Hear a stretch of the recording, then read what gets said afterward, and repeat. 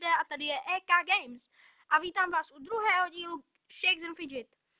Koukneme se zase na moji postavu Killer 6969 a na Elf Sid. Koukneme se do podzemka, do hospody, do zbrojírny, prostě všude.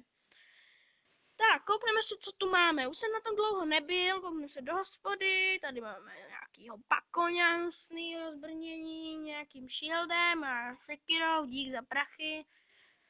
Tak, koukneme se do cechu, protože si pamatuju, že jsem útočil na cech. Teda, myslím.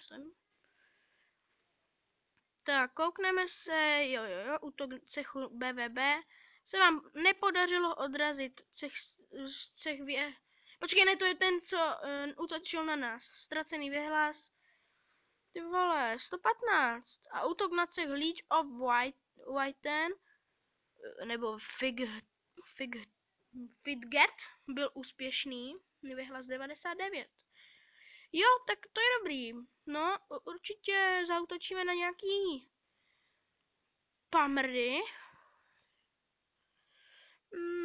Takže určitě budeme darovat, nebo počkejte, já se první kouknu do zbrojírny, ať nedaruju na...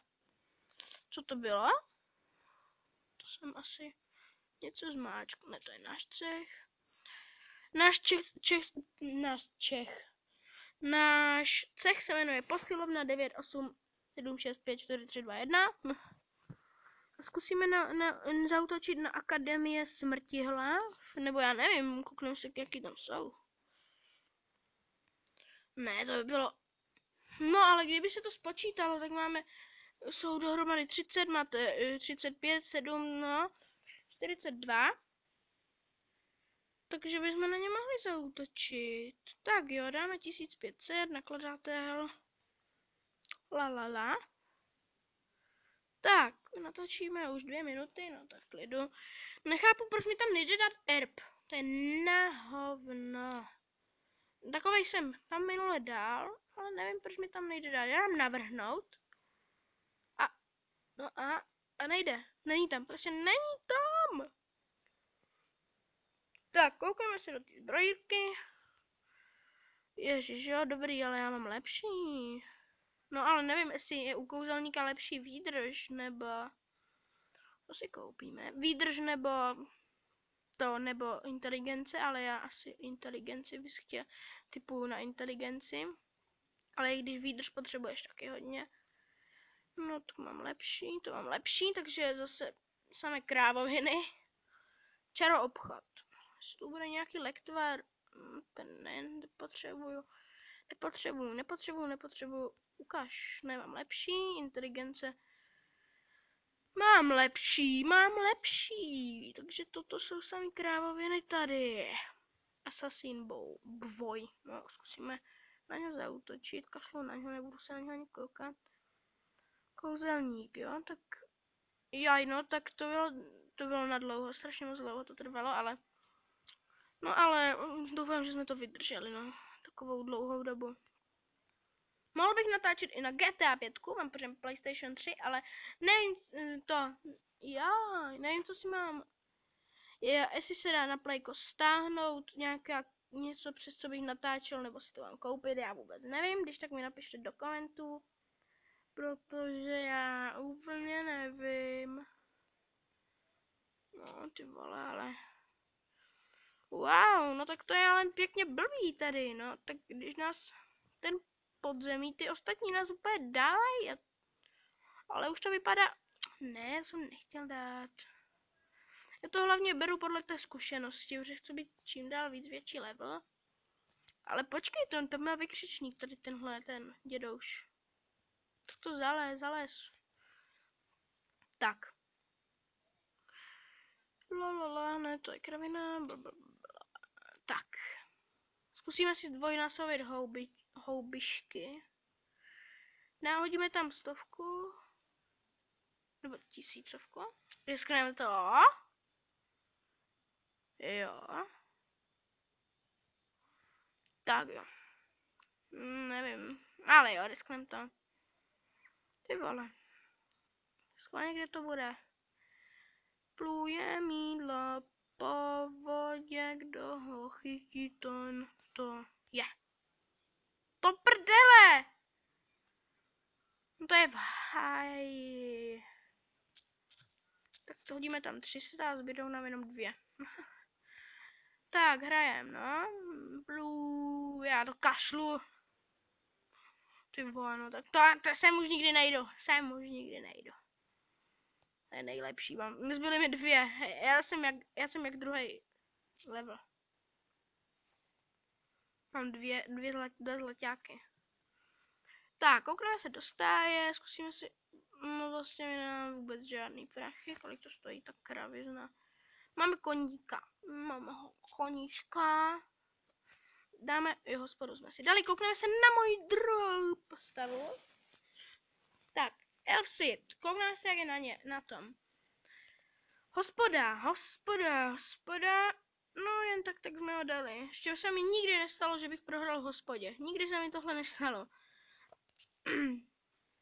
Koukneme se do zbrojírky. Ty vole, mě to zase spadlo. Kokos. Tak, Elfsit. A nevím, Mutants Genetic mi spadl. Potom to Shakes and Fidget mi spadlo. Zbrojírna. Ne, to není moc dobrý. Ne. Jo. Koupena. Ty vole, no tak to je docela dobrý, ale akorát, že to má málo brnění a jenom o 3 více výdrže. Takže to by bylo docela hovnu kupovat, tak to kašlem, dáme si jenom tuhletu čepicu. A musíme se to bylo tam, je to, ne, to mi dává štěstí. Tak, koukneme se do čero obchodu, tady jestli bude no, toto je, ne, no. Ne. Vůbec. Všechno na hovno.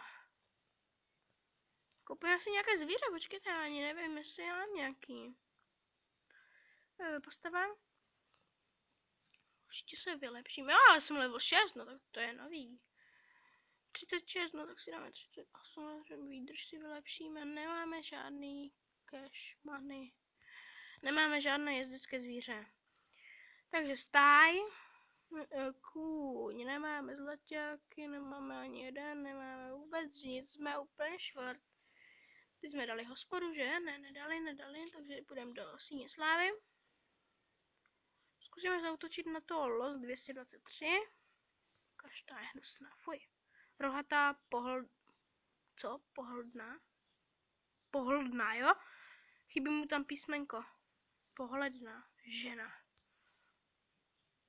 Takže ta jeho žena je pohodlná. Nejsi pohodlná.